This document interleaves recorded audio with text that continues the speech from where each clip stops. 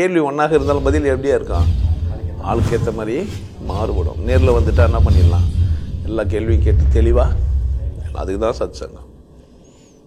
என்னுடைய நோக்கம் எல்லாம் மனிதர்கள் எல்லாம் மகிழ்ச்சியாக இருக்கணும், அவ்வளோதான். பெரியசாமி முட்டாள்ன தாகுமா? ஏன் அவர் அறிவல்னு அவருக்கு தெரியும் தானே. ஒரு கால் சந்தேகப்பட்ட பெரியசாமியை நான் முட்டாள்னேன், இல்லை சிவயோகியே யாரோ ஒருத்தன் முட்டாள்னா, நானும் இப்போ சந்தேகப்பட்ட என் மேலே நான் ஒத்துக்கினா தான் எதுவுமே. நான் ஒத்துக்கலைன்னா பிரச்சனை எங்க? பிரச்சனை எங்கேயா? அப்புறமா நான் ஒத்துக்கலைன்றது தான் பிரச்சனை, அப்படி தானே? இப்போது நான் ஜெயக்கொடியை பார்த்துட்டு நீ நல்லாவே இல்லைன்றேன்னு வச்சுக்கோ, நான் ஆமான்னு ஒத்துக்கினா ஐயாவே சொல்லிட்டாரு நான் நல்லா இல்லை, யார் பிரச்சனை? ஏன் பிரச்சனை அவங்க பிரச்சனையா? அந்த ஆளுக்கு பார்க்க தெரியல யாரே ஜெயக்கொடி. நம்மளை போய் பேர் என்ன பேர், கொடியிலே மல்லியப்பூ மணக்குதேமா, நீ முடிய முன்னாடி விட்டு பூவை பின்னாடி விட்டுக்கிறா, நல்லாகிறாளா இல்லையா சொல்லியா?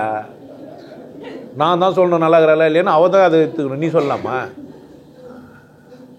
யார் வேணா எதை வேணா சொல்லலான்ற மாதிரியான உலகம் இது. பிச்சைக்காரன் சொன்னால் ஒத்திரு, நீ எப்பேற்பட்ட பிச்சைக்காரன்? எவனா ஒரு பெரிய சாமி வந்து உட்காந்து சொல்லிட்டா ஒத்துன, நீ எப்பேற்பட்ட இல்லை? இல்லை வேலை எடுத்து போய் வந்திருப்பான், யார் பிரச்சனை உனக்கு? கூட்டமாக இருந்தால் பயந்துருவான்னு நினச்சா யார் பிரச்சனை? ஆமாண்டா என்ன பண்ணுவான் அவன்? ஆமாண்டா டேய் நான் முட்டாள் தான்டா அப்போ அப்படின்னு என்ன பண்ணுவான்? ஆமாண்டா நான் முட்டாள்றா எனக்கு தெரியாதுடா என்ன பண்ணுவான்? என்ன ஏன் பண்ணுவேன்? நீயே பிச்சைக்காரன் என்ன வந்து முருகா முருகா.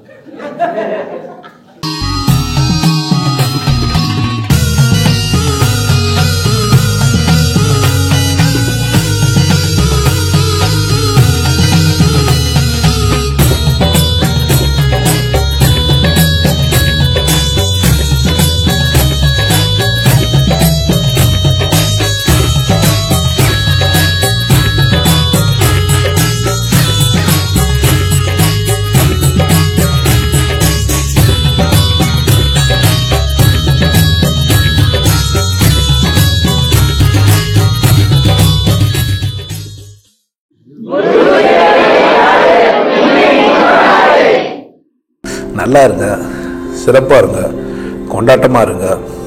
உங்களை நீங்கள் மதிப்பு மிகுந்தவராக மாற்றுறது உங்கள் கையில் தான் இருக்குது. நல்லா இருங்க. நான் ஒரு வாய்ப்பு என்னை பயன்படுத்திக்கலாம். நல்லது.